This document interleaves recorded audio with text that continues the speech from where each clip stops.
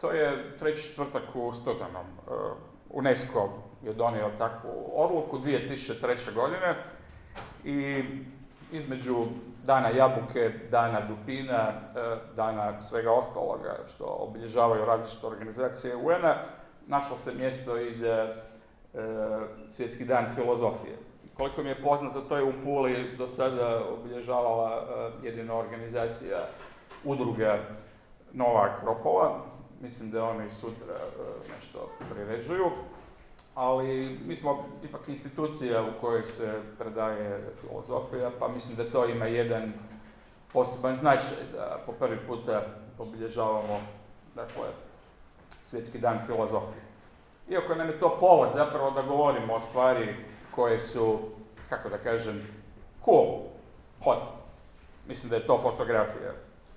Najbrži način da doživimo estetski doživljaj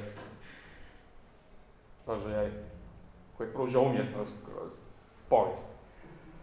Evo, stavio sam tu na naslovnicu mala fotografija, vidi se djevojčice koja drži mačku, to je Miss Sawyer. Autor je još jedan slavni njujorški fotograf, naravno mogli bi i o hrvatskim i lokalnim fotografima, ja sam uzeo ovu svjetsku scenu više u fokus.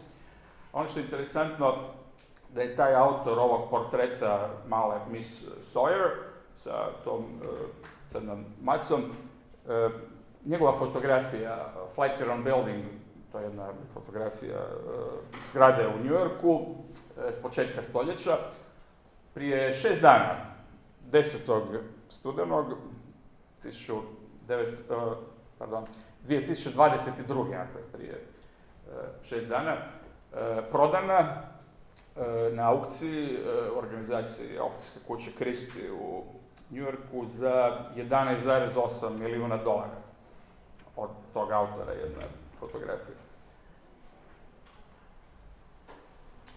Sad ću uvodno malo o teoriji i filozofiji fotografije i nakon toga taj pregled po meni najboljih, najvažnijih fotografija iz duge, ali i kratke povijesti fotografije.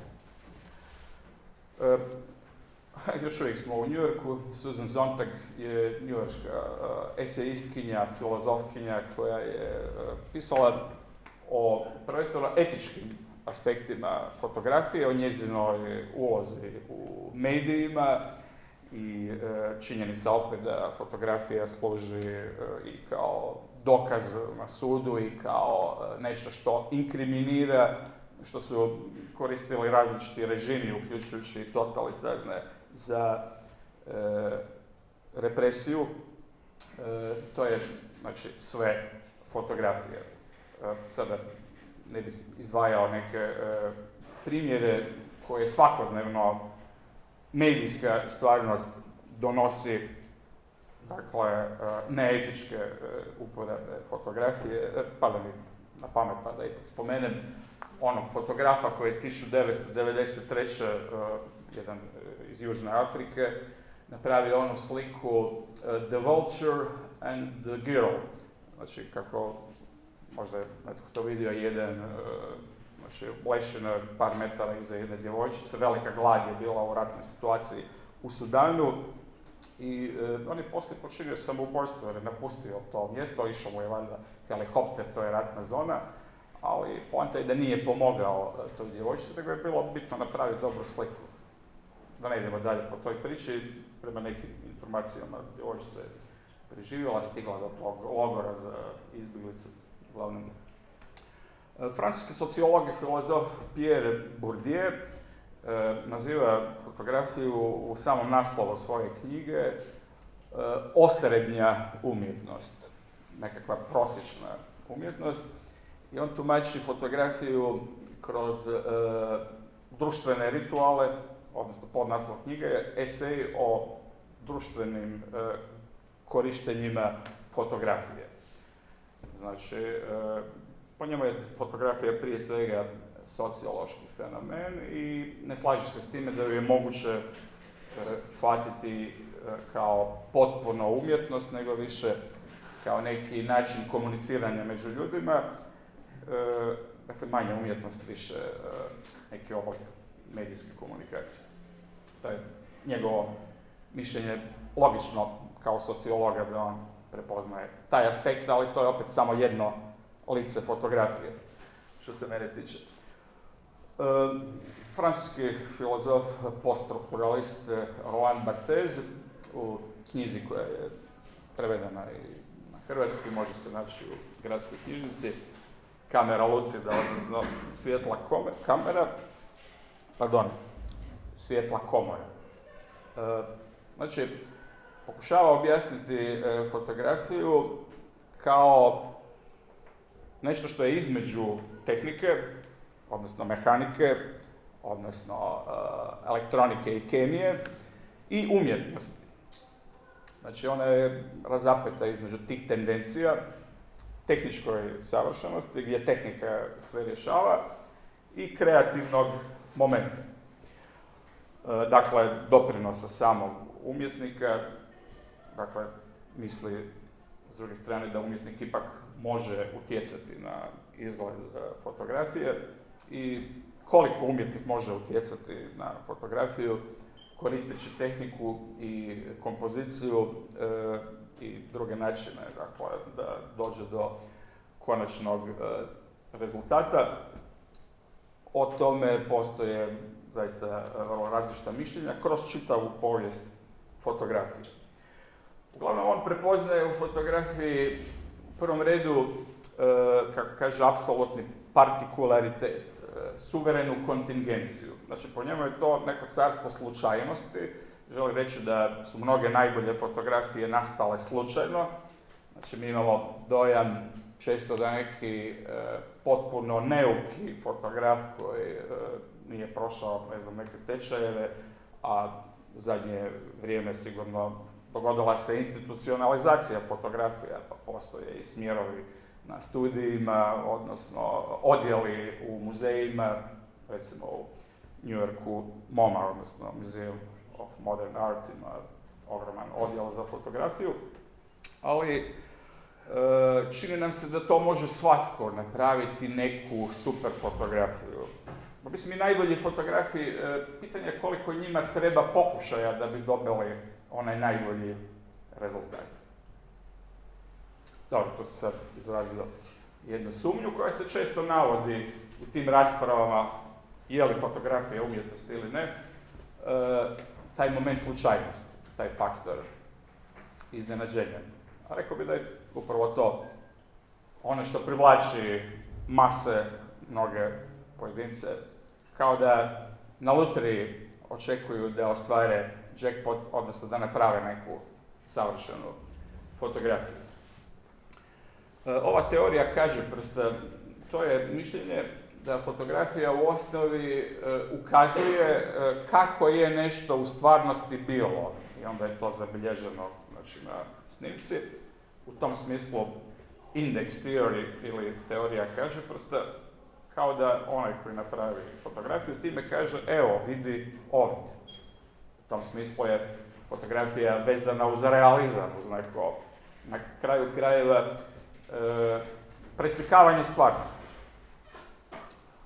Ili kako kaže Barthes, fotografija je uvijek slijepljena sa onim što ona predstavlja, odnosno sa tim referentom, dakle motivom, odnosno predmetom koji se nalazi na fotografiji, kao što je ovdje na ovoj fotografiji Roland Barthes. Bit uzbuđenja fotografije on definira kao avanturu, znači neki osjećaj koji je dinamičan i gdje postoji taj faktor iznenađenja, da ćemo ugledati nešto što je jedinstveno i svojevrsni eksperiment.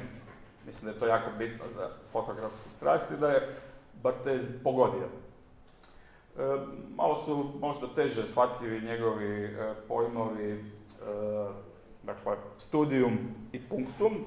To su po njemu dva osnovna elementa fotografije i neke fotografije više izražavaju studium, neke punktum. To su ujedno i pristupi koje imaju snimatelji, mada ne moraju toga biti svjesni.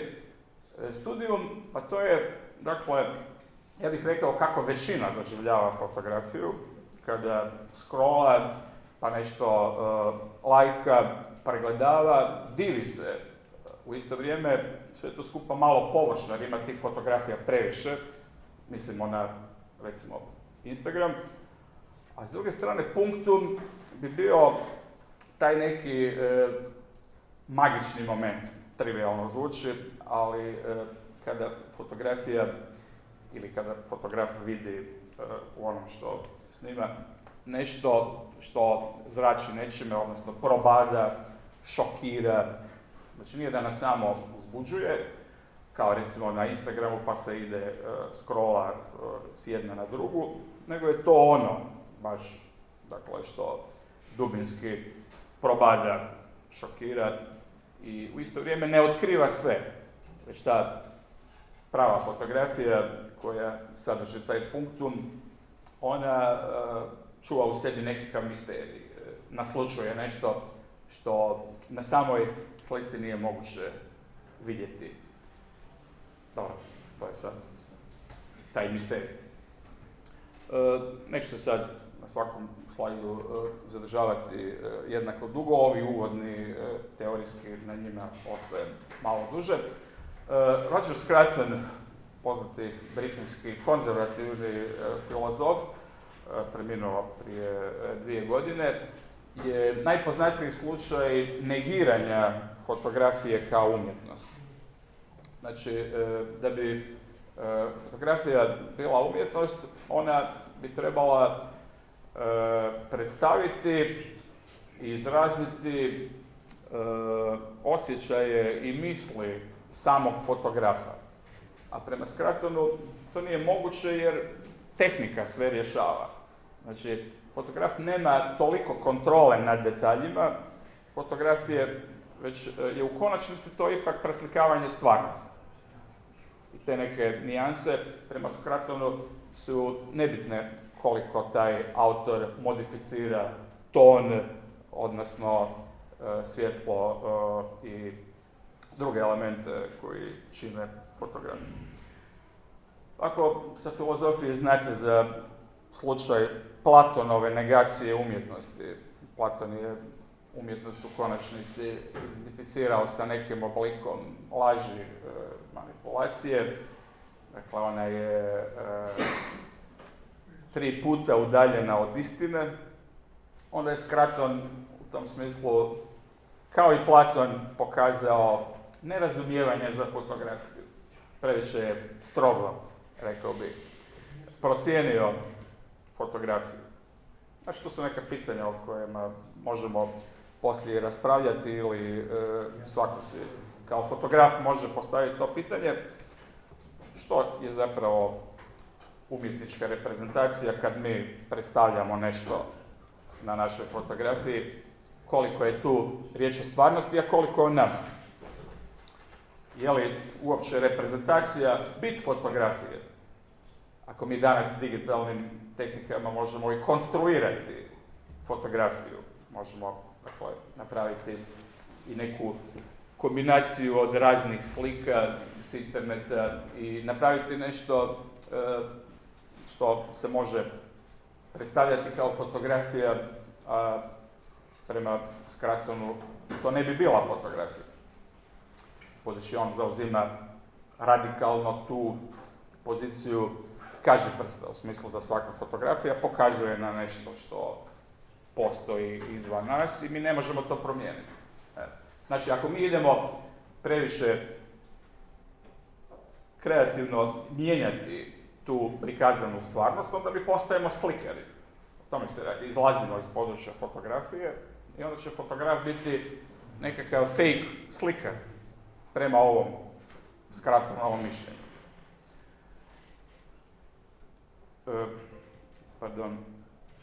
Dakle, Scruton kaže da fotografi nemaju dovoljno kontrole nad detaljima slike.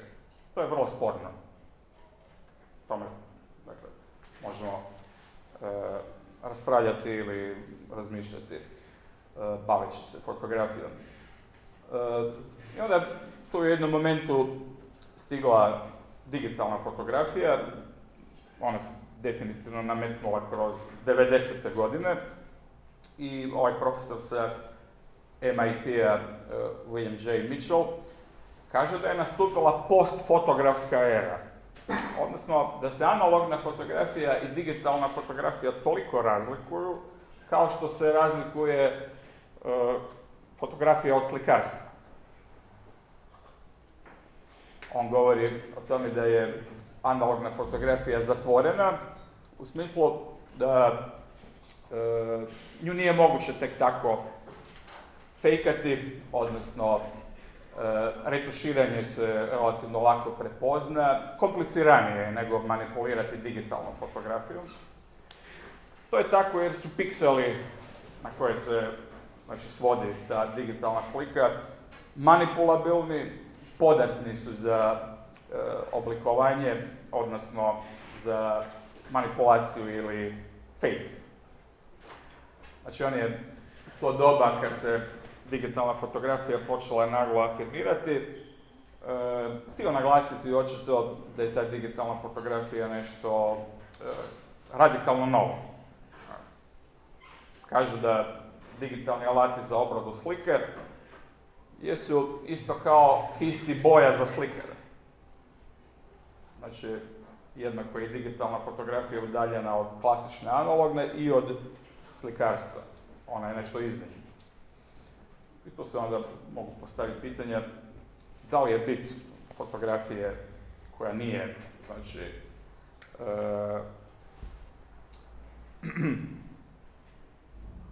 kako da kažem, je li bit fotografija objektivnost i epistemička prednost. Epistemička prednost, to je fraza koju koriste neki filozofi, da kažu kako je glavna prednost fotografije što ona spoznaje stvarnost, odnosno prenosi informaciju o stvarnosti, bolje nego slikarstvo ili bolje nego bilo koja druga likovna umjetnost.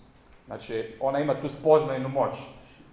Dakle, kad nešto snimimo, kao, ne znam, da se održao ovaj skup, pa to snimamo ili, dakle, kad na kraju nekakvih stručnih skupova, pa se slikaju svi prisutni, to je dokaz, to je informacija o tome da su svi oni bili ovdje. To je sigurno jednostavnija, brža i kvalitetnija informacija o nekom događaju, nego da to sad ide neko slikati i skicirati. Dobro. Je li bit fotografije ta epistemička prednost? Znači, ljudi koji inzistiraju na tome da je fotografija prije svega nešto objektivno, da nije slikarstvo, da nije toliko umjetnost, već više neki oblik spoznaje, nešto prenosi informaciju. Dakle, svi oni nisu prepoznali druge mogućnosti fotografije. Ja bih rekao da su u tom smislu vrlo konzervativni. Da, toliko o tom mišljenju objektivističkom i jednu kritiku digitalne fotografije, onda idemo listati fotografije pa će to brže ići.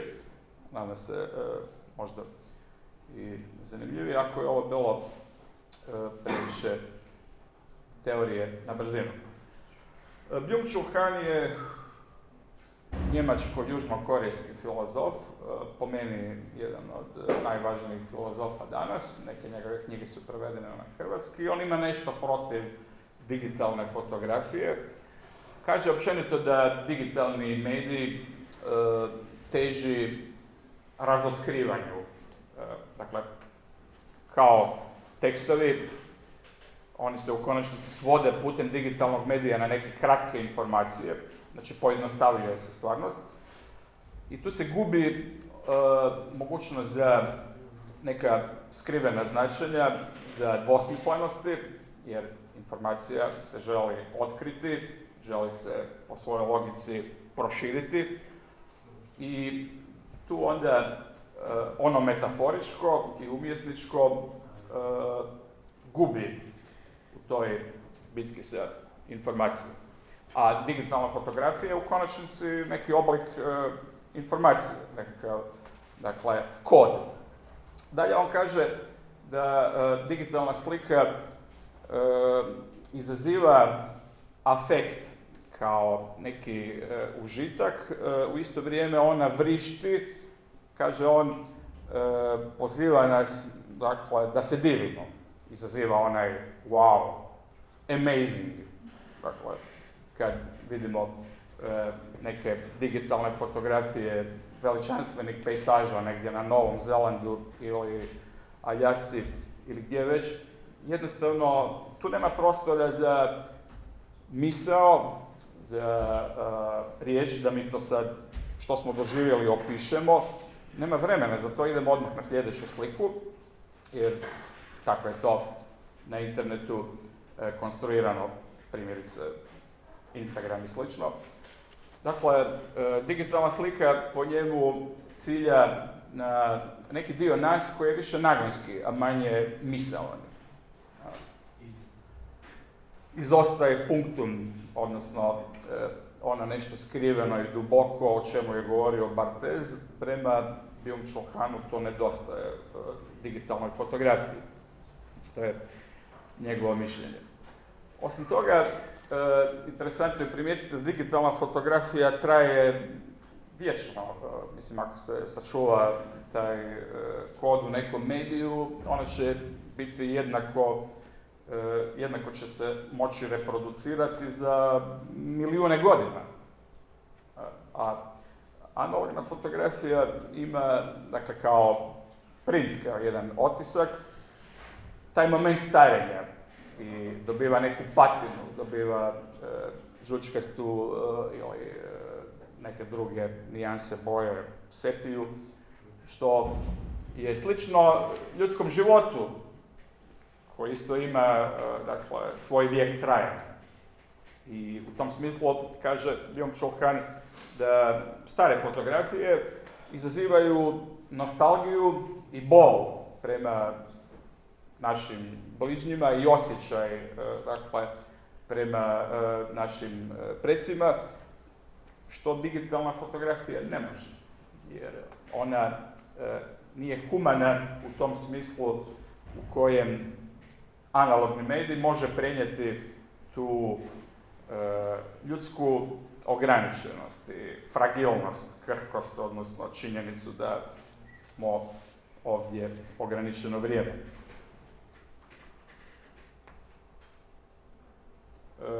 I dakle da izdvojim neke ključne momente u povijesti fotografije. Ovo ne bih smatrao prvom fotografijom u pravom smislu, upravo zbog te vrlo nejasne rezolucije. To je Francuz Nicéphore Niepce, 1827. godina.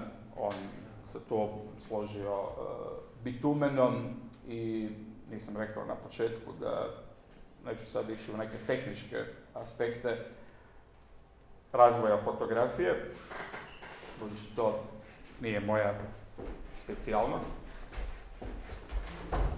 Ovo opet ne smatram prvom fotografijom, jer ima, pokazat ćemo i nekih starijih, ali najčešće se u knjigama, udžbenicima, budući predajem tu povijest već par desetljeća, ako se spominje fotografija, onda se spominje Daguerre, Francuz, dakle, koji je snimio ovo u 8 ujutro u Parizu 1838. Tako da je daguerreotipija sinonim za fotografiju u početku bio za mnoge dugo vremena. I sad nismo ovo zamislili kao interaktivno predavanje, pa ako bi netko imao pitanje ili komentar, možda ipak bolje da ostavimo to za poslije, jer moram se nositi sa svim ovim selektiranim slikama koje ću sad malo brže prolistati. Ono što je interesantno je taj jedini ljudski lik na fotografiji, dakle, kojemu taj čistač cipela čisti cipele, jer on je stajao mirno koliko je već trajala ta ekspozicija, da bi ostao, dakle, trag na filmu, odnosno da bi fotografija bila snimljena.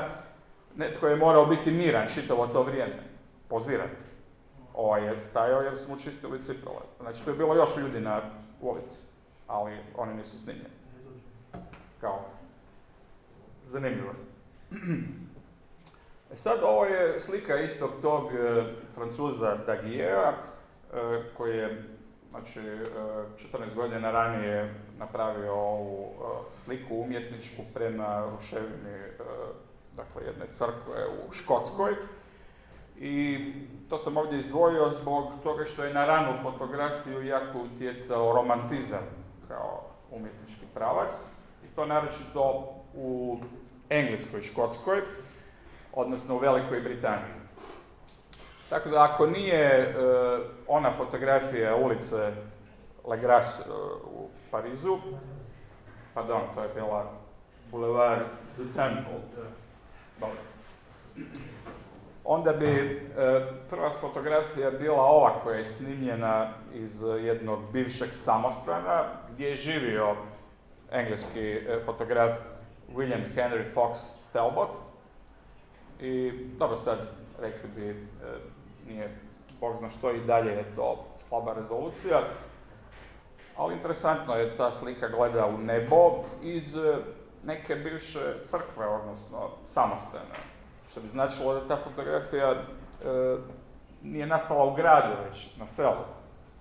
Relativno. Uglavnom, to je bio kolovoz 1835. I taj drugi način dobivanja fotografije koji se razvio u Engleskoj naziva se kalotipija. Za razliku od dagerotipije, možemo reći prednost kalotipije je što se mogla reproducirati iz negativa, dakle, snimkom dobiva se taj negativ iz kojega se može neograničeno u principu praviti nove fotografije, a dagerotipija to je bila jednokratna. Onda se ona mogla ponovno snimati, ali se gubila kvaliteta pritom. Opet, dagerotipija je imala bitno veću rezoluciju, s time što je kalotipija vremenom usavršavana. Ali prednost kalotipije je što je postupak bio tako složen da se moglo dodavati i modificirati svjetlo, ton, nijanse, i taj je medij kalotipije otvoreniji za eksperimentiranje. Mada su opet slike nešto mutnije i zrnatije, koliko god je kalotipija napredovala, ali je li to uopće mana? Zašto bi fotografija morala biti stroga rezolucija? Zašto bi fotografija od 20 ili 30 megabajta morala biti bolja od one koja ima 200 kilobajta? To je, što se tiče ovih ranih fotografa, rezolucija nije bila bitna, barem za neke, barem za ove koji su slijedili kalotipiju. Mislim, to je viktorijanska kultura.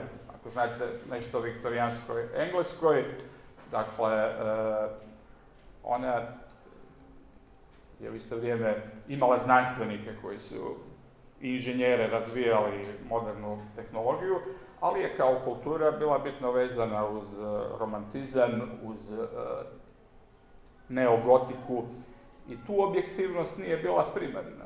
Znači, fotografija u startu nije shvaćena čisto kao tehnika, ali niti kao umjetnost. U samom startu neki su vidjeli u njoj više tehniku, a neki kao ovi kalotipisti, za razliku od dagerotipista. Kalotipisti su u fotografiji vidjeli više neku umjetnost sa dozom mistike, koja opet prenosi informaciju o stvarnosti. Njihovi omiljeni motivi bili su ruševine crkava, odnosno neobični pejzaži, srušena, odnosno gromom pogođena stabla i kvrgava stabla, crvotočine. Još za malo pažnje, ovdje sam stavio jednu sliku njemačkog slikara Kaspara Davida Friedricha. On je romantičarski slikar, vjerojatno najbolji ikada, i može se jasno vidjeti koliko je Friedrich iz Pruske podrijetlom mogao utjecati na tu britansku kalotipiju. Roger Fenton, koji je napravio niz fotografija iz Krimskog rata i slikao je kraljevsku obitelj, jedan od najviših fotografa tog viktorijanskog razdoblja. Evo, Opatija Glastonbury. To u principu moraju biti srušene, napuštene crkve da bi interesiralo te fotografe, kao što je Benjamin Bracknell Turner. To su uglavnom crkve negdje na sjeveru Engleske, Yorkshire, tamo negdje je Opatija Rivaux, to je isto Fenton. Ovo je isto Fenton, Opatija Tintern, to je negdje na granici sa Walesom. Sad, taj motiv ruševine koji privlači brojne fotografe, ako ja sebe mogu smatrati fotografom, onda to je jedan od mojih omiljenih motiva. Prema ovom njemačkom filozofu i sociologu Zimmelu, najbolje je da to bude ruševina koja je nastala nekim prirodnim procesom odumiranja, zato jer je ta građevina napuštena, ali on kaže da to ljude fascinira, jer tu vidimo kako se stapa ljudsko djelo sa prirodom, kako priroda dolazi na svoje, ali ne mora to značiti poraz ljudskog djela, već preko tog lišaja i promjene boje zbog vlage i kako čitava zgrada urušavanje mijenja izgled, to je nešto poput patine, to je dodatna kvaliteta i neki ljudi, neki filozofi pa i umjetnici vide i u ruševinama neki oblik umjetnosti u kojoj priroda svojim spontanim načinom mijenja izgled tih ljudskih dijela, kao što je recimo crkva. Mada ne mora biti ruševina crkva da bi bila vrijedna fotografskog interesa. Ljudi u pejsažu, to smo isto imali u ovim učeničkim fotografijama, to je opet Talbot. Možemo reći opet jedan primjer utjecaja romantičarskog slikarstva, odnosno Caspar David Friedrich, muškarac i žena promatraju mjesec. Znači, ima dosta ovakvih fotografija i slika i to definitivno pripada epohi romantizma. Stabla, spomenuli smo to kao omiljeni motiv kalotipije. Ovo je opet Talbot, zimska stabla u ogledalu ribnjaka. Znači, takve fotografije se snimaju svakodnevno, to je uvijek interesantno određenom tipu ljudi. Vilinsko drvo, fairy tree, to su poznati škotski fotografi Hill i Adamson, znači jedno neobično drvo. Sad ako znamo da je to 1846. koliko je malo tada fotografija snimljeno, onda ćemo više respektirati ove radove. Ovo je jedan negativ nepoznatog autora, znači fascinacija neobičnim stablima, jedan primjer, ili ovaj razgranati korijen, to je slika Hugha Owena. Hugh Owen je bio inače glavni blagajnik u jednoj velikoj engleskoj kompaniji koja se bavila željeznicom. I ti ljudi su bili različitih profesija. Znači, rijetki među njima su bili baš profesionalni fotografi. Spomenut ću samo jednog od njih. Recimo ovaj Thomas Kitt, on je bio sergeant, dakle, kirurg, Škot, podrijetlom, napravio je jako puno fotografija i o svima njima možemo naći informacije i slika od Wikipedije pa nadalje. Lady Augusta Mostyn je jedna plemkinja iz Walesa koja isto napravila puno fotografija. Ona nije na slici, nije poznata ko su osobe na slici, one su tu očito da bi pokazale koliko je to stablo široko u odnosu na ljudski lik.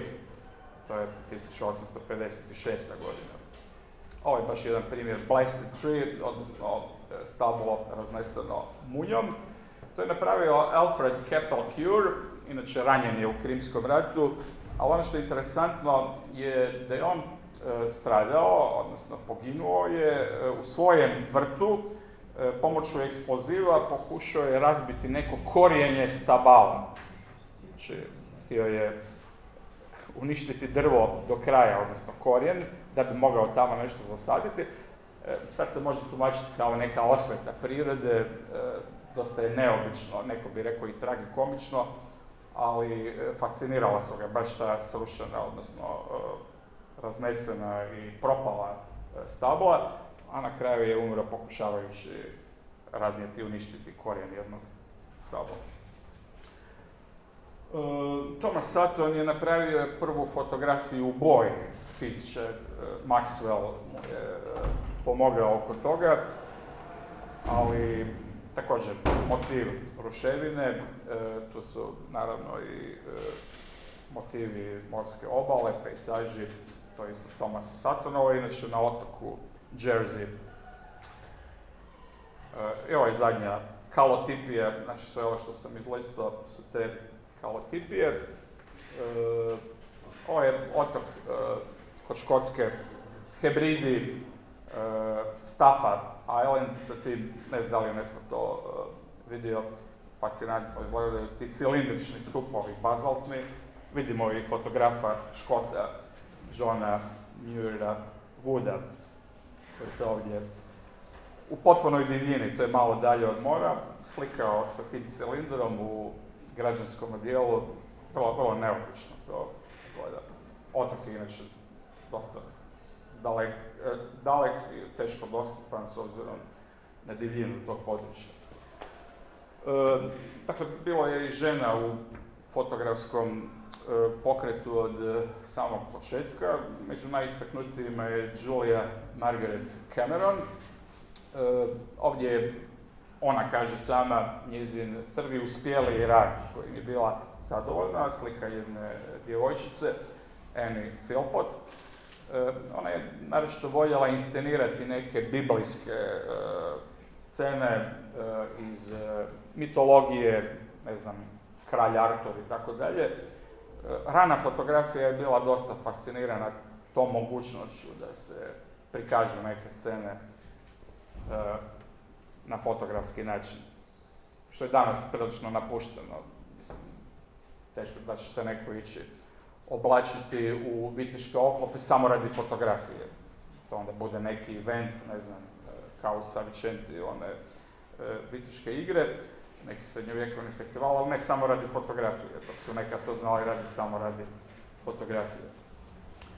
Edgar Allan Poe, dakle, slavni američki pjesnik i književnik, je jedan od onih koji su prigrlili fotografiju, apsolutno pozitivno reagirali na njezinu pojavu. On kaže da nas mikroskop udaljava od stvarnosti, znači znanost ima nešto nehumano jer otkriva neku dimenziju koja nije dio naših osjetila i onog što mi možemo sami po sebi, ali fotografija otkriva tu stvarnost još bolje nego što je ta sama stvarnost. Kaže, otkriva samo još apsolutniju istinu. Uglavnom, on je bio oduševljen fotografijom i ovo je dagerotipija Edgara Allana Poea, vrlo rano, iz 1840. Vidi se jako dobra rezolucija za 1840. godinu. Baudelaire je opet francuski pjesnik, simbolist, fotografiju promatrao kao nešto što se gura u umjetnost, a tu ne pripada. Znači, ako se da fotografiji da uđe u umjetničko područje, ona će pokvariti umjetnost, potisnuti je. Kaže, beskorisno je i zamorno predstavljati ono što postoji. Znači, on isto vidio u fotografiji prije svega tu teoriju kaže prsta, da se fotografijom pokazuje na nešto u stvarnosti, a po njemu to onda ne može biti umjetnost, jer, kaže on, priroda je ružna. Dobro, to je Baudelaire, to je njegova izjava. Piktorializam, to je faza u povijesti fotografije koja se odvija na prijelazu 19. u 20. stoljeća. Kao što ime kaže, to je bilo shvaćanje fotografije kao bliže slikarstvu, kao jedne umjetničke forme u kojoj je moguće biti kreativan. Dakle, fotografija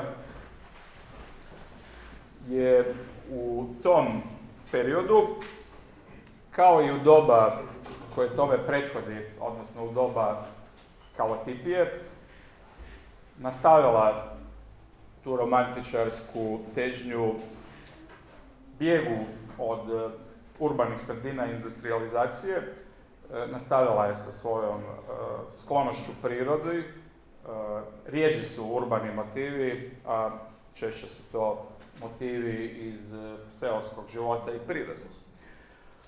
Kao i kalotipija, manje je tu naglasak na rezoluciji i, znači, kao što se kalotipija ne srami mutnoće, tako ni piktorialistička faza fotografije nije, dakle, nesklona onom maglovitom, sjenovitom, fluidnom. Neki bi danas rekli da je to blur efekt i da je njega lakše postići sa starijim i slabijim digitalnim aparatima ili analognim aparatima, da je sa najboljim digitalnim fotografijama, odnosno fotoaparatima, to puno teže. Piktorializam je prije svega jedan estetički put, za razliku od utilitarnog puta, kako to teoretičari piktorialističke fotografije kažu. Znači, utilitarni put bi bio da fotografija zapisuje činjenice, da prenosi informaciju, o tome smo već govorili. Estetički put, dakle, cilj je izraziti umjetničku ljepotu. Znači, za fotografiju su bitni ti slikarski elementi i moguće je manipulirati sa kemikalijama, sa postupkom. Zapravo, ti su piktorialistički fotografiji sami razvijali svoj film. Znači, imali su punu kontrolu nad onim što rade, nisu to nosili razvijati nekome, niti su to odmah prenosili na svoj laptop pa uređivali u nekom digitalnom alatu, već znači, te kemikalije i onu tamnu komoru, to su sve u svojoj režiji sami uz, znači, tu tehniku kemijske preparate koji su bili na raspolaganju. Piktorialisti doživljavaju fotografa kao pravog umjetnika, kao genija, kao nekoga ko je poput proroka, koji otvara neke nove horizonte. Znači, nije bilo tko. Jedan primjer takvog fotografa, genija i predvodnika kulturne scene je njujorški fotograf Alfred Stieglitz. O njemu će još biti kratko, mislim, nastaviti još 15 minuta najviše. U svakom slučaju, za njih je umjetnost smisao života, svrha, dakle, umjetnosti je onda estetsko iskustvo i tu postoji blisko secesiji kao umjetničkom pravcu, koji u to vrijeme pod različitim nazivima Jugendstil ili, dakle, Art Nouveau, kako je vladao umjetničkim sredinama. Bilo da je to New York, bilo da je to Pula sa svojom secesijom ili Zagreb i tako dalje. Primjeri piktorialističke fotografije, već dugo govorim, zato ću to samo prolistati.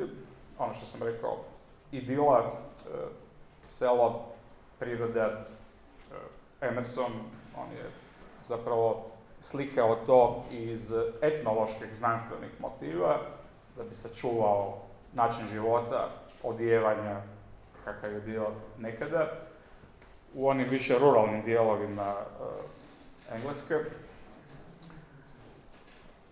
Što je dalje Emerson? Ovo je izraziti primjer piktorializma. Znači, ovo je vrlo mutna fotografija. Kritičari su to nazivali fazigraf, fazi. Znači, nije jasna rezolucija, već je mutna, raščupana. Ženski lik sa ovom prozirnom kuglom. Slika se zove Morning, odnosno jutro. Slična Whiteova fotografija, sad se zove Bubble, ali opet prirodni ambijent, ženski lik i ta prozirna kugla. Ovo je jedna od najpoznatijih piktorialističkih fotografija, iako ovo što sam našao nije najbolja rezolucija, niti u originalu ona nije puno jasnija, zato to kritičari nazivaju fazigraf, dakle, zbog tog mutnog aspekta takve fotografije. Polja luka ili The Onion Field od Georgea Davisona. Duga ruka, tako je nazvana ova fotografija, zbog vjerojatno ove grane koja se pruža upadljivo u odnosu na deblo. Znači, motiv koji smo već susreli u ranijoj povijesti fotografije, odnosno kod halotipije, i dalje su stabla interesantna fotografija. Gotovo isključivo ovdje spominjemo britanske, sad će biti više američkih fotografa. Ovdje je ruski piktorijalist Lobovikov i Udovičin Jaspuk. Znači, opet jedan folklorni motiv. Rekli smo, dakle, da piktorializam više cijeni seoske sredine i pejsaž nego li urbane sredine, ali opet to ne bi trebalo generalizirati, jer počeo sam malo prije sa time da je najskuplja fotografija zapravo druga po cijeni, snimljena usred New Yorka, a piktorialistička fotografija je Francuz Demarchi, pa ne bi rekli na prvu da je ovo uopće fotografija. On je različitim postupcima manipulirao time i tu se gubi praktično granica u odnosu na crtež i slikarstvo. To je jedan od tih primjera koji nas tjeraju da postavimo pitanje o tome koliko je fotografija umjetnost, a koliko je, dakle, objektivna slika stvarnosti. Ne postaje li fotografija tim intervencijama zapravo neki pokušaj slikarstva, koji opet nije niti slikarstvo. Ovo je dalje Robert Demarchi, taj francuski fotograf, jedna studija ženske figure koja sjede iz 1906. Znači, to je ta fotografija koja je prije 6 dana u New Yorku na aukciji prodana za $11,8 milijuna, druga po cijeni ikada. Flatiron Building, jedna zgrada tog trokutastog oblika tlocrta. Ovdje se očito vide umjetničke intervencije pomoću, dakle, filtera, različitih, dakle, kemikalija. To je piktorializam. Znači, fotografija koja se približava slikarstvu. Ova fotografija, znači, bara ili močvara The Pond, Moonlight, znači pod mjesečinom. Ona je postigla cijenu 2006. godine $2,9 milijuna. U tom trenutku je bila najskuplja fotografija ikad prodana. Znači to je bilo 2006. Prije par dana 11,8, što znači da se to tržište razvija. Znači malo govorimo o fotografiji kao umjetnosti, sad govorimo o fotografiji kao biznisu. Ima taj komercijalni aspekt. Ali taj komercijalni aspekt zapravo pokazuje koliko je fotografija dobila na ugledu. Ta cijena indicira afirmaciju fotografije. Znači, u to vrijeme razvoja piktoralističke fotografije u New Yorku izlazio jedan časopis sa reprodukcijama fotografije koji se zove Camera Work i bila je umjetnička galerija broj 291, dakle, nazivala se još i Secesija, ta galerija, prema tom umjetničkom pravcu kojem su ti fotografi htjeli pripadati. Znači, to je glavni lik u toj piktoralističkoj sceni na početku 20. stoljeća, jedan od najvećih fotografa ikada, Alfred Stieglitz. Sliku je napravila fotografkinja, gospođa koja je opet na ovoj razglednici desno, nepoznati autor ju je snimio, baš dok drži svoju kameru u ruci.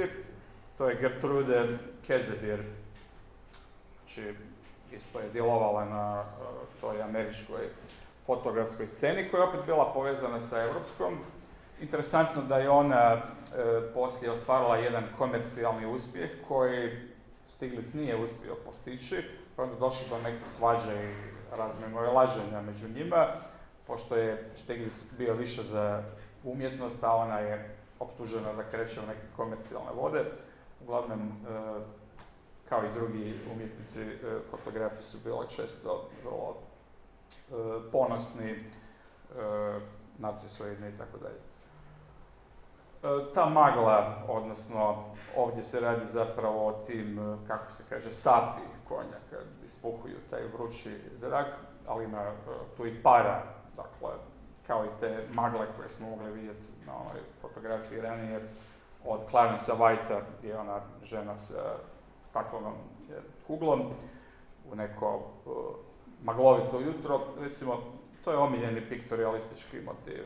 To je nešto fluidno, fazi i zato te fotografije moraju biti mutne, a ne neke stroge rezolucije. Ovo je inače najpoznatija Stieglitzova fotografija. To je zadnja stanica tog omnibusa, znači to bi bio neki tramvaj koji vuku konji u New Yorku, 1892.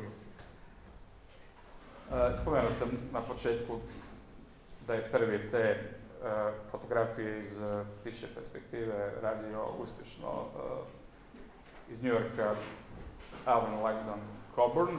Ovu je nazvao Octopus, valjda ga je posjetilo na hobotnicu. Pa onda pokušaj apstraktne fotografije, kombinacijom leća. Znači to je 1917. To je doba kubizma, odnosno avangardnih umjetničkih pravaca, futurizma i tako dalje. Pa bilo je pokušaja, baš taj Coburn, da napravi nekakvu avangardnu fotografiju koja bi bila sasvim nerealistična. Vortograf napravio jedan aparat za uzimanje takvih fotografija, vortograf. Dolazimo do straight fotografije i tu se definitivno približavamo kraju. Što bi značila straight fotografija? Pa nema to sad neke konotacije kao što riječ straight inače može značiti u današnjim komentarima i raspravama, već se želi reći da je to realna, objektivna fotografija. Dakle, koja prije svega treba ukazati na neke društvene probleme, na svijet kakav je danas, poslužiti i arhivima i ima dokumentarističku vrijednost, ima i političku poruku, vrlo često u sebi sentimentalnost i estetski doživljaj su u drugom planu, vrlo često su close-up portreti, gdje je poanta keep it real, tako kažemo, to je straight fotografija. To bi se moglo, znači, postaviti pitanje je li ono umjetničko u fotografiji suprotstavljeno njezinim objektivnim spoznajnim moćima. Jer ovi predstavnici strike fotografije su smatrali da dodavanje nekih filtera, odnosno manipuliranje pri pravljenju fotografije, da se ona udalji od stvarnosti, da je to jednostavno fake. Da je to, mislim, govorili smo malo prije, i danas se o tome raspravlja, koliko je digitalna fotografija zapravo opasna zbog manipulacije.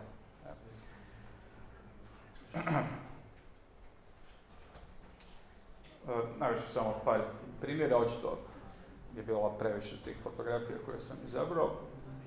Velika poplava u Kentakiju, 1937. Fotografkinja Margaret Burke White je ulovila taj trenutak kada ovi Afroamerikanci čekaju red za neku pomoć ispred plakata koji slavi američki način života. I to je taj moment koji ona prepoznala i to je to, vrlo jasna socijalna poruka da američki san ne funkcionira, barem na ovom primjeru. To je započeo još Francuz Jean Adget slikati, kako bi se to reklo, marginalce ili marginalne skupine, poput Verglaša ili ovih krpara, ljudi koji idu okolo, sakupljaju stare krpe i onda to koriste ili preprodaju. Fotografija iz 1913. Wall Street, fotografija koja sugerira nekakvu dinamiku grada u njegovom centru, a to je taj financijski sustav.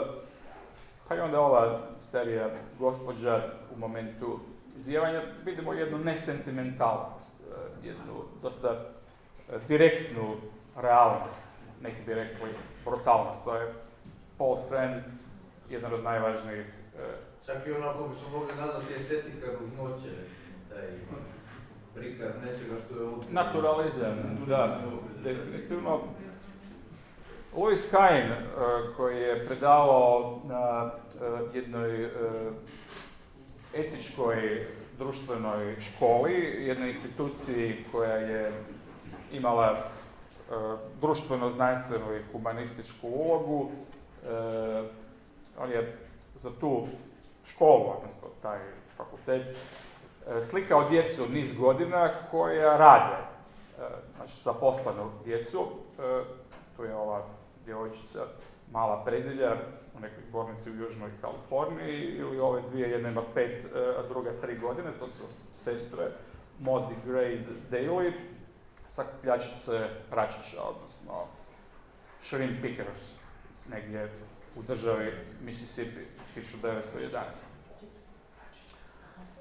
Njemac August Zander je također jedan od najvećih fotografa tog strike pravca. On ima jednu notu humora, mnogi kažu. Ne znam, ova slika bicikl, beba i ovaj pas, tako poredani, mislim, ima nešto u isto vrijeme realno, u tom strike smislu, i nešto duhovito. Cirkuski radnici. Znači opet neke skupine koje su izdvojene iz društva kao drugačiji ili marginalci. On je napravio čitavu seriju tih fotografija kojima je htio dati jednu socijalnu sliku tadašnje Njemačke. I tu je prikazao Njemce koji nisu samo sa plavom kosom i plavim očima, zbog toga ga nacisti kasnije nisu voljeli i uništili su dosta njegovih fotografija, mada je on preživio sve to. Edward Weston, kao jedan od tih najvećih fotografa strike pravca o kojemu još uvijek govorimo, bavio se i portretima, ali ovo je, mislim, ova fotografija to može proći i pod piktorializam donekle. Moderno izgleda, mogli bi reći da je to moglo biti snimljeno i 68. u doba hippie pokreta ili danas ko nosi takvu retro modu. Ali ovo je bitno za strike fotografiju, ta težnja abstrakciji, odnosno u isto vrijeme vrlo realno prikazivanje tog tehničkog svijeta, industrijskog u kojem živimo. Naravno da se fotografija u to vrijeme probijala u medijima, u dizajnu, odnosno u svijetu reklama. Ja ovdje samo govorim o umjetničkim fotografima, koji su imali i neke projekte sa strane, na kraju krajeva, i zarađivali na različite načine. Interes za prirodu u doba strike fotografije se naročito razvio kod Ansela Adamsa. To je fotograf koji je bio zaposlen u nacionalnom parku i baš zato da snima i da doprinosi na taj način brizi za očuvanje prirode u SAD, ovo iz Yellowstona, ovo je Grand Teton, planina u Wyomingu. Ovo je jedna od najpoznatijih fotografija ikada. To je jedna žena koja je u doba velike gospodarske krize, u vrijeme pješanih oluja, kad su krenule velike migracije prema Kaliforniji sa srednjeg zapada, ostala udovica sa 7 djece, Florence Owens Thompson. S njom je napravljen neki intervju. Uglavnom, priča o toj fotografiji da, iako je u teškoj brizi, njeno lice govori da će ona to izdržati. Pa i njena biografija pokazuje da je ona sve to izdržala, tako da je priča o toj fotografiji interesantna i vrlo realna. Ili ova fotografija opet Dorothea Lange, jedne velike fotografkinje, koja pokazuje nadglednika plantaže, znači to je 1936. kad je diskriminacija na jugu bila itekako prisutna, i ova fotografija direktno pokazuje kakav je to odnos snage između tog nadglednika i ovih znači radnika na plantaži. Ja ću morati končati ovo izlaganje priznajući da sam pretjerao sa planom. Pješana oluja, sklanjanje otac i sinovi. To može biti i neki biblijski motiv, kao i ona majka, migrantica. Recimo ova fotografija od Walkera Evansa, od njega su ove zadnje fotografije. Znači tu vidimo tvornicu, vidimo kuće za stanovanje i vidimo groblje. Znači jedna situacija koja sugerira ograničenost ljudske sudbine.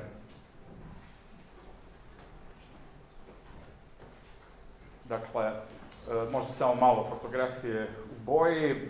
Ovo je jedna od, smatram, najuspjelijih. Francuz Jacques-Henri Lartigue, njegov omiljeni model, to je zapravo njegova supruga Florette. Ovdje je ona u tom automobilu Morganu. Zapravo, najveći fotograf u boji, koliko se meni čini, je Amerikanac iz Memphisa, Tennessee, koji je bitno utjecao na brojne redatelje, kao što je David Lynch. Vidjet ćemo to na dvije fotografije, da sad ne nabrajam Sofiju Coppolu, braću Coen, Gasa Van Santa, koji su priznali da je donekle utjecao na njih. Ova izložba, odnosno to je katalog te izložbe, to je prva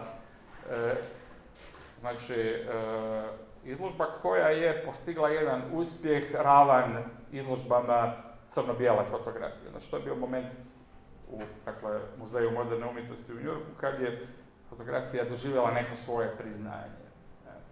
A ono što je karakteristično za njegov stil, to je slikanje nekih svakodnevnih scena koje podsjećaju na snapshot fotografije. Čini se da ih je lako napraviti, da je to mogao svatko, ali može se objasniti da to ipak nije mogao svatko. Ova slika, to se uspoređuje sa, ako je neko gledao Twin Peaks, onom crvenom sobom, dakle, red ceiling, iako je on većinu svojih fotografija ostavio untitled, bez naslova, ipak ovaj poznata kao red ceiling.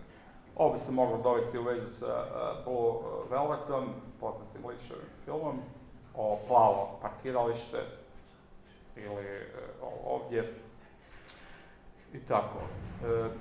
Ja bi, ili recimo ako je neko gledao seriju Pravi detektiv, nekakve stračare drvene u nekim zabačenim dijelovima, ti motivi hrđe, raspadanja, to se isto smatra utjecajem Williama Egglestona. I na kraju sam stavio te dvije digitalne fotografije, Mark Adams i Trey Radcliffe. To je ona što gleda savršeno, izaziva onaj odgovor wow, amazing, ali u isto vrijeme ostaje sumnja da li je to najbolje što fotografija može ponuditi. Ja se stvarno ispričavam, htio sam nekako to zaokružiti, ali zaboravio sam prije mog kolegu, učenika i izlagača danas najaviti. Ivan Škorić će nam reći nešto o filmu i filozofiji na primjeru o kojem ću vam sam govoriti. Ja sam već previše govorio.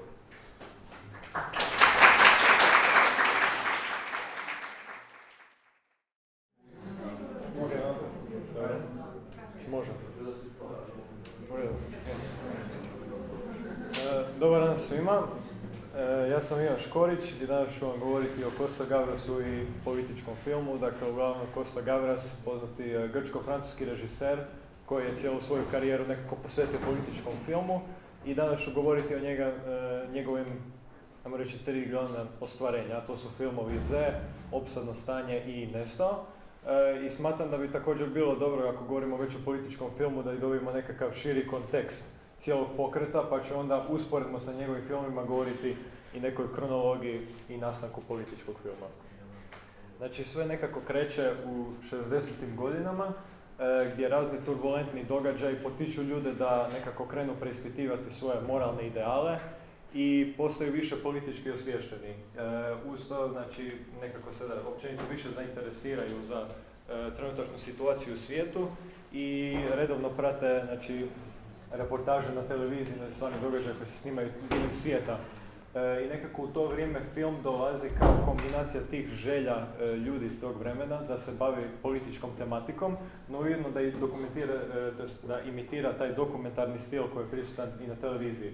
I to nastaje u Europi negdje sredinom 60. godina i bitnije države u kojima je, ajmo reći, nastala ta filmska revolucija su Francuska, Italija, Engleska i Njemačka, i ovdje tu pišu neki značajni politički režiseri za svaku državu. I sada ću malo govoriti, znači, o režiseru, a znači to je Costa Gavras, kao što sam već rekao, grčko-francuski režiser koji je rođen 12. veljače 1933. u Lutri i Reas. I u biti ne samo da je on cijeli svoj nekako život posvetio političkom filmu, nego je politika bila u njegovom životu od samog početka, zato jer je njegov otac bio član grčkog otpora tijekom Drugog svjetskog rata i kasnije član komunističke partije kada je bio grčki građanski rat, što je onemogućilo Costi Gavrasu da studira u Grčkoj ili da otputuje u Ameriku gdje je originalno htio studirati film, pa zato malo mijenja svoje planove i 1951. odlazi u Francusku gdje isprvo studira književnost i onda se 1956. prebacuje na filmsku školu IDHEC gdje studira 4 godine i nakon toga je bio asistent nekim poznatim francuskim režiserima tog vremena, a neki od njih su samo René Clamet i Jacques Demy, koje sam tu stavio. I 1965. radi svoj prvi film koji se zove Kupe za ubojice, koji je na nekom tragu političkog filma, ali je u biti prvenstveno nekakav Hitchcockski ili Kluzovski thriller. No u biti Gavras je kroz cijelu svoju karijeru miješao političku tematiku i akciju i po tome nekako popularizirao politički film kao cjelinu. Također je poznat po tome što su svi njegovi filmovi u jednom načinu ili drugom bazirani prema pravim događajima, ili je dakle pročitao neki novinski članak ili je čuo za neki događaj koji se desi i napravio film prema tome. I njegovi filmovi također imaju taj stvarni osjećaj, kao što sam već spomenuo, taj dokumentaristički način snimanja, gdje stvarno na nekim dijelovima u filmima imate osjećaj kao da stvarno gledate vijesti, kao da se stvarno ta situacija trenutačno dešava. I prateći njegove filmove nekako po ideologiji bi rekao da većinom naginje prema ljevici, Iznimke su naravno mnogi filmovi kao na primjer The Confession koji kritizira nekako staljinističku strahovladu, ali ja bih rekao da primarno ostaje politički neutralan, nego čisto više naginjen na ljevicu zato jer je pobornik ljudskih prava, ne zato što se ideologijom više tako karakterizira. I svoje međunarodno priznanje ostvario njegovim najpoznatijim filmom Z, koji je izašao 1969. o kojem ću baš sad pričati.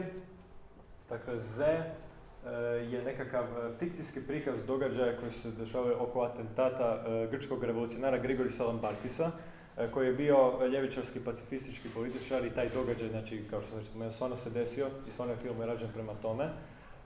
I cijela taj slučaj se u biti desi nakon njegovog javnog govora i prvo se smatra samo prometnom nesrećom, ali kada taj političar umre u bolnici od svojih ozljeda, pokreće se dublja istraga koju predvodi politički neutralni istražni sudac koji glumi genijalni Jean-Louis Trintignant. On znači krene malo dublje istražiti oko cijelog tog slučaja i u biti na kraju otkriva da je to sve bilo orkestrirano od same grčke hunte i da je zapravo to bio neka vrsta atentata.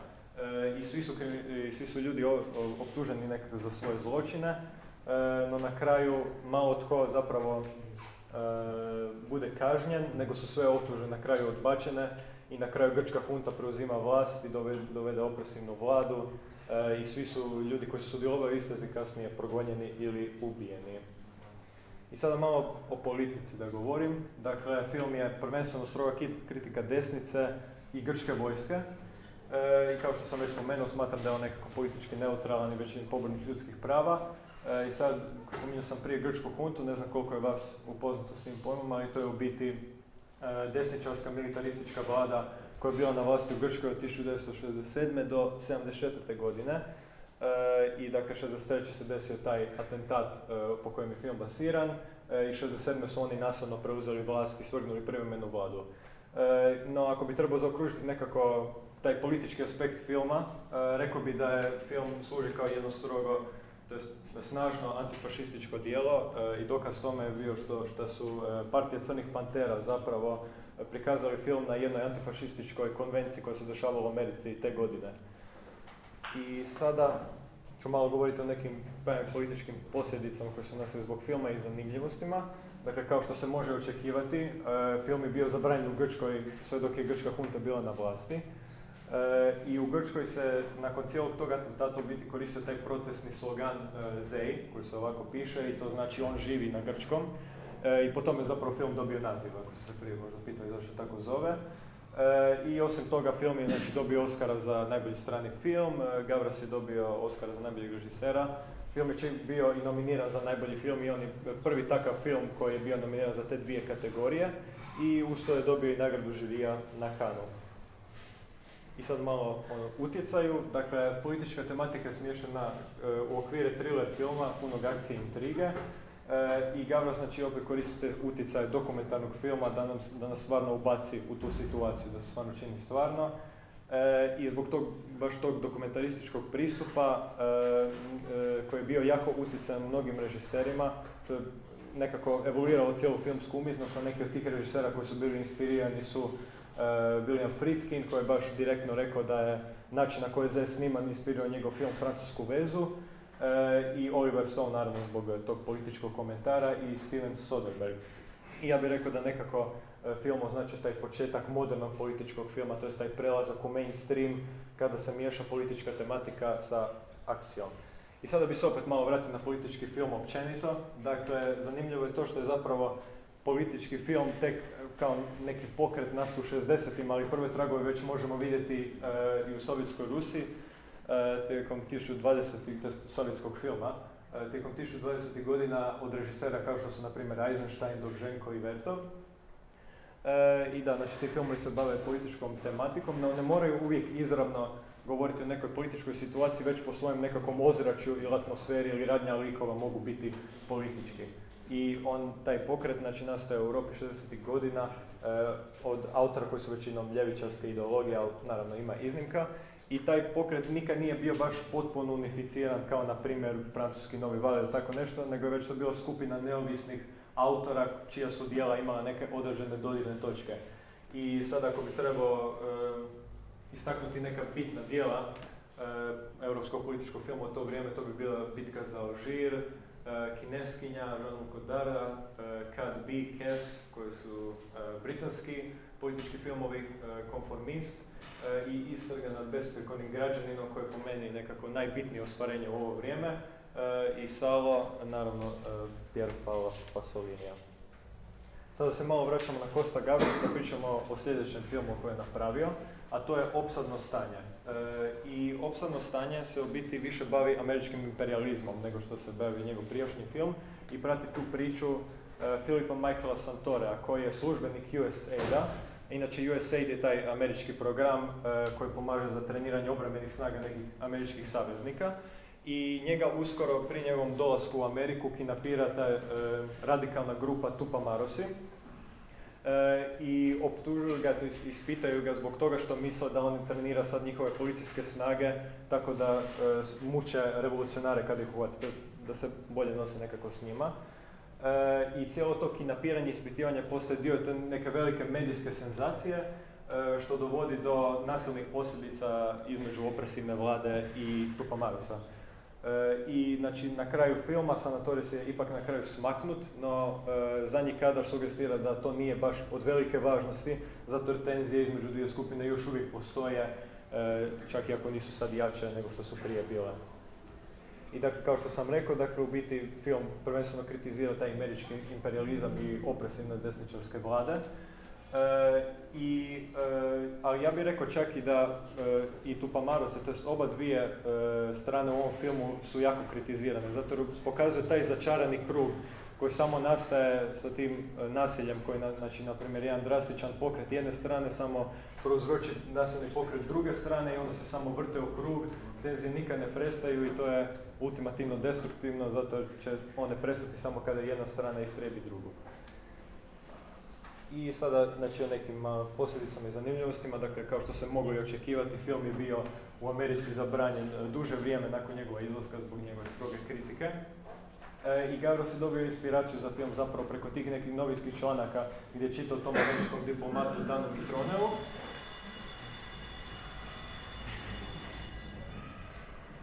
I zbog političkog sadržaja film naravno nije mogao biti sniman u Urugvaju, nego je zato sniman u Čileu, ali zanimljivo je to što je sniman u Čileu mjesec dana prije nego što je zapravo nastao državni udar u toj državi.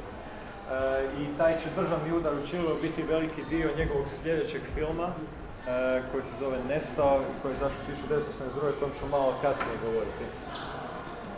Također jedna stvar koju sam zaboravio spomenuti za prijašnji film, a to je da je za oba filma, za ovaj i za Z, zaslužan grčki kompozitor Mikis Theodorakis, koji je u osobnom životu bio jako politički aktivan i osim tih filmskih soundtrackova nekako poznati po uglazbivanju mnogih Nerudinih pjesama.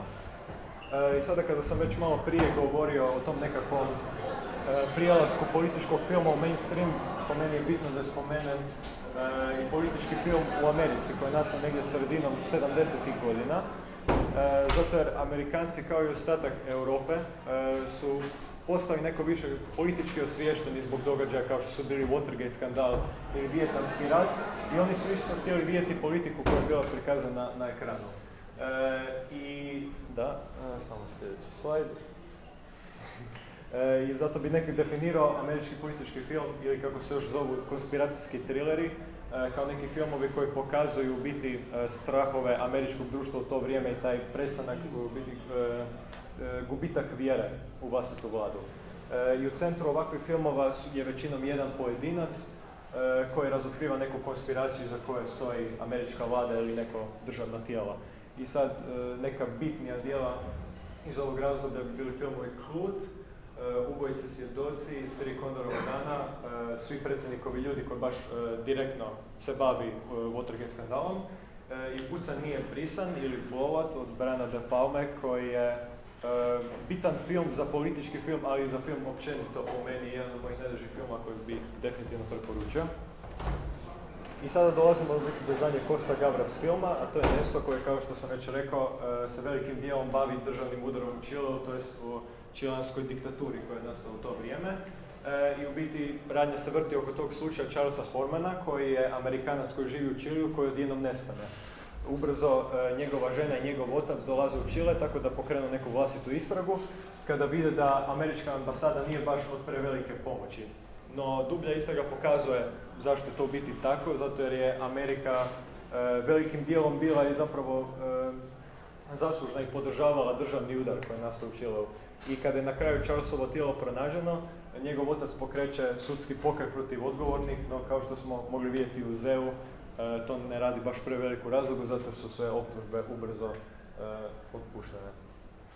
I opet, kao i za prošli film, ovaj film jako kritizira taj američki imperializam, no uz taj politički aspekt postoji taj konflikt ideologija između dva glavna lika, to su otac od Charlesa i žena od Charlesa, gdje je njegova žena više ideološki liberalna, mlađa, više nekako slobodnija, dok je njegov otac jako uštogljen i konzervativan, pa onda imaju neke svoje male prepreke tijekom filma.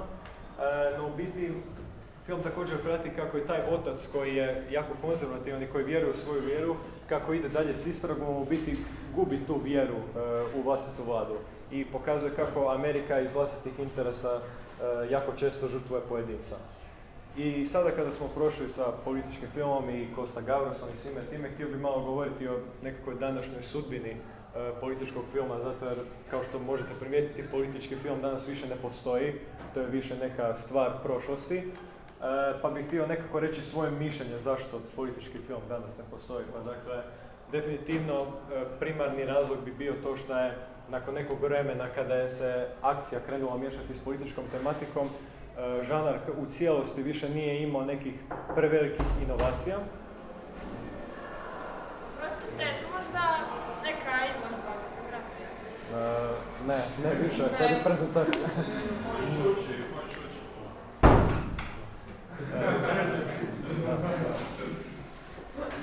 Kao što sam govorio, dakle, po meni taj primarni razlog je taj nedostatak inovacija, što je dovelo nekako cijeli žanar do nekakvog zida i zbog toga je to postepeno stagniralo i nije se moglo ništa više toliko novo napraviti. No, čak i osim političkog filma, po meni je bitno okružje u kojem je politički film napravljen i današnje okružje je puno drukčije od onog koje je bilo, na primjer, u 80-ima, gdje su ljudi stvarno bili osviješteni, htjeli su biti informirani i nekako vjerovali su u bolji svijet, dok danas, ja mislim, mnogi ljudi ne žele znati tu ružnu istinu, ne žele to gledati i zbog toga filmska industrija koja je u današnjem stanju kako je, gdje u biti žrtvuje viziju za novac, ne želi uvrijediti nekog jer bi to dovelo do manjeg profita. Pa da nekako zaključim, politički film po meni danas više ne postoji, ali kako se sve u životu mijenja, politički film još uvijek može dobiti svoj neki povratak i postati nešto novo. I evo, mislim da bi ovo bio dobar trenutak da završim s ovom prezentacijom. Zahvalio bi svima koji su ostali i